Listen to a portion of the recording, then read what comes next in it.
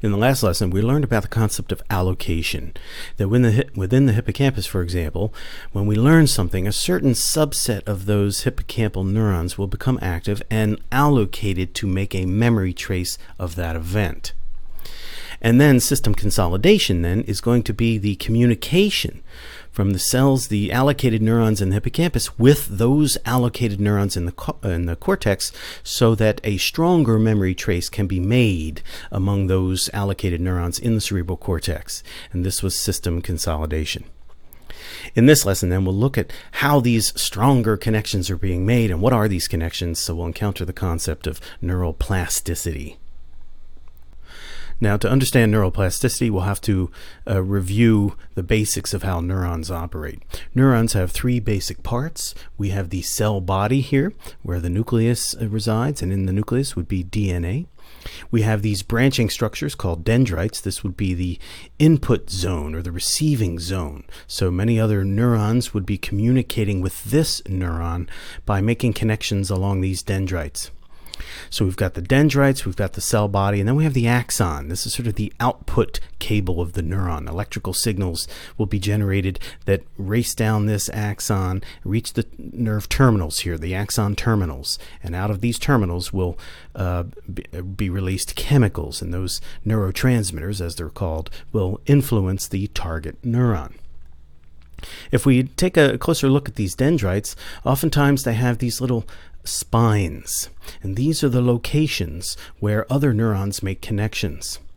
So here we see an axon and its terminal making a junction with one of the spines, and here's another one here, and here's one here. That junction is called a synapse. So spines are an indication that a synapse is at that location. An axon terminal is making a junction with the target neuron. Now here we see two neurons as they might be connected in the brain. They're cartoon neurons, but we're going to call the one on the left the input neuron because it will send electrical signals that will influence the target neuron. Now the junction between the two neurons, the synapse, is actually, there's a space there. So it's not a physical contact here, but there's a space. The axon terminal will be releasing chemicals, and these chemicals will electrically influence the target neuron. An electrical signal will be generated at that location.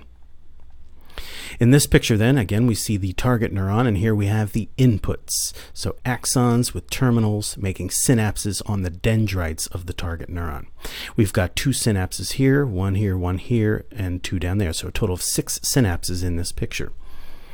Now, the little icon here for electrical charge here, that indicates that the activity at these synapses here is causing a small electrical signal in the target neuron at that location.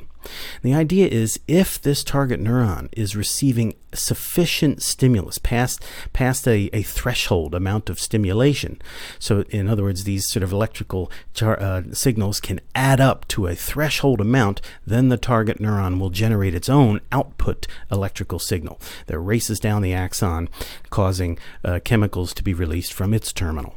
So neurons operate with a combination of electricity and chemistry.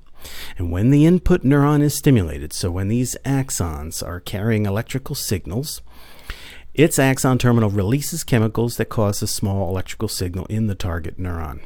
If the target cell receives sufficient input stimulation, it will generate an output signal that will activate downstream neurons.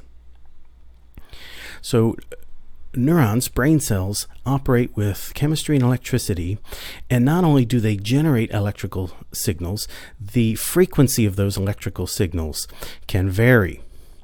For example, if this is a cartoon neuron that would be a sensory neuron, and let's say it's in either the ear or on the skin or in the eye, well, if there's a soft stimulation, a soft sound, a soft touch, or dim light being registered by this sensory neuron, the neuron would generate low-frequency electrical signals.